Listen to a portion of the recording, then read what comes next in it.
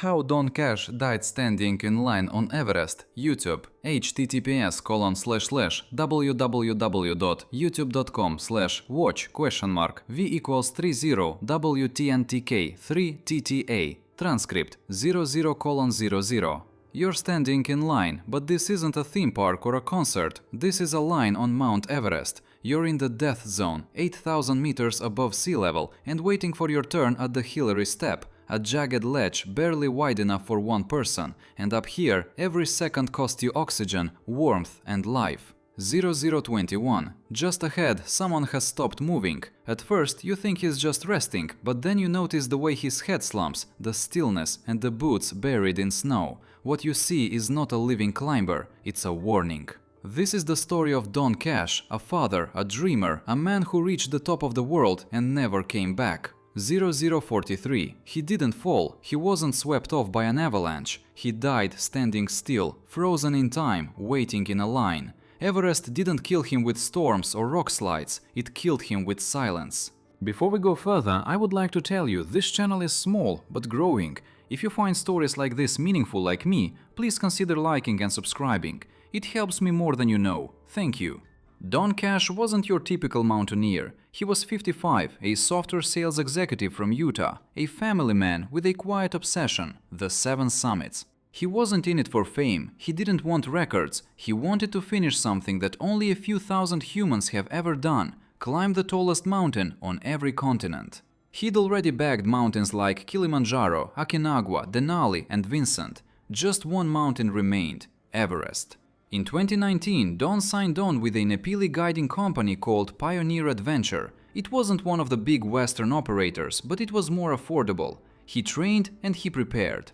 And in May, during Everest's short summit window, he made his push. His family supported him, though they worried. Everest is never guaranteed, especially not for someone in their mid-50s. But Don was calm, he stayed focused and determined. On May 22, 2019, just after sunrise, Don reached the summit of Everest. He stood at 8,848 meters, the highest point on Earth. He called his family on a satellite phone and left a message. I feel so blessed. He had made it. The 7 summits were complete. The dream was done. Except on Everest, climbers know that summiting is only half the story. More than 80% of deaths on the mountain happen during the descent. Because your oxygen is low, your body is shutting down, your mind is foggy, and you still have hours to go down steep ice, across knife-gate ridges, and through the very place you just barely survived. Don's descent took him to the Hillary Step, a vertical rock face just below the summit. In 2015, it partially collapsed during the Nepal earthquake, making it even more dangerous. Climbers now relied on fixed ropes to scramble up and down the route, and in 2019 more than 200 climbers had chosen that same day to summit. 0323. A traffic jam formed at 28,000 feet. He wasn't the only one in trouble that day. As Don waited at the bottleneck, other climbers were also starting to fail. Some ran out of bottled oxygen, others lost consciousness. It became a slow-motion collapse scattered along the trail. But unlike Don, many had the strength to keep moving or enough luck to be noticed in time. 0348. Don didn't yell for help, he didn't panic, he simply slipped further and further into the fog of altitude sickness until he couldn't fight back. That's how the mountain takes you, slowly, quietly, without drama. That morning an image went viral, a single line of climbers stretching from the summit down to the step, bodies stacked on a ridge no wider than a table. 413. People standing in line in one of the most dangerous places on Earth. Some ran out of oxygen, some collapsed, and some never made it down. Don Cash was in that line. Just below the step, Don collapsed. His Sherpas tried to help, they gave him oxygen and performed CPR. He briefly woke up, then collapsed again. He was exhausted, disoriented. The altitude was winning, the cold was sinking in, and the line wasn't moving. The Sherpas tried to drag him down, but Everest has no mercy for heroics. At that altitude, carrying another person is nearly impossible. Your muscles are weak, your lungs are on fire. Even helping someone for too long can mean death. Eventually, they had to stop. Other climbers passed. Some didn't know what was happening, others were simply too far gone to help. In the death zone, survival comes first. It has to. That's not selfish, that's the rule of Everest. Don never made it back to Camp 4. His body now rests just below the step, still dressed in his down suit, his boots half covered in snow. 0529.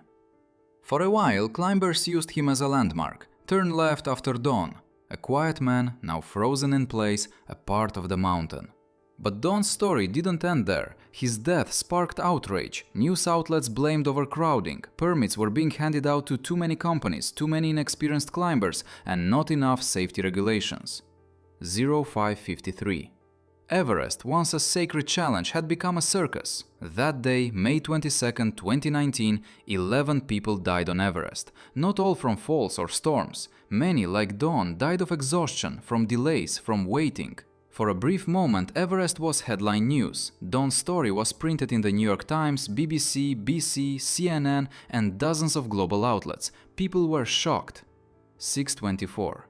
How could someone die in a line? It was supposed to be a mountain, not a traffic jam. But for veteran climbers, it wasn't shocking at all. Everest had been inching toward this reality for years. Too many people, too few guides, too many shortcuts, and Don's death was the consequence.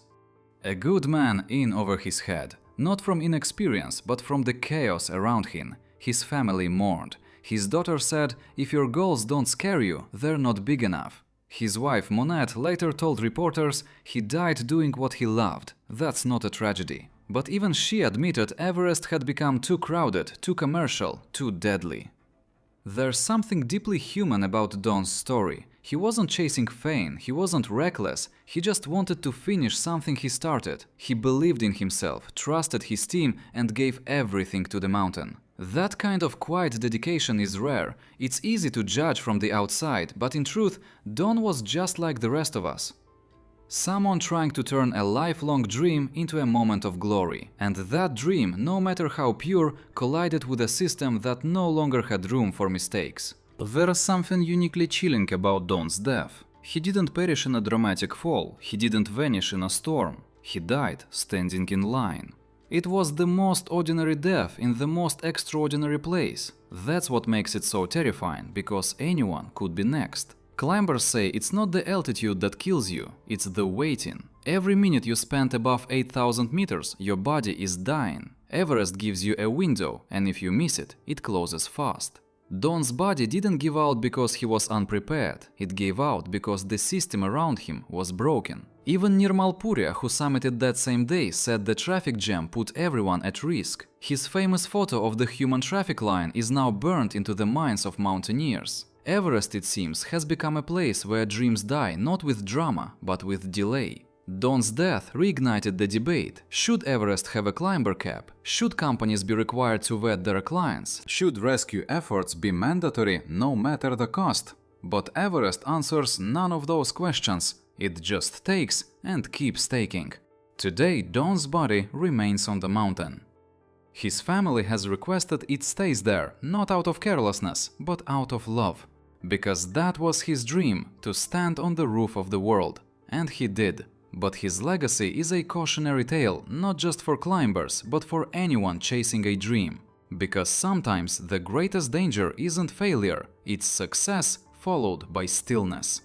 It's believing the summit is the end, it's forgetting that coming down is where the real story begins.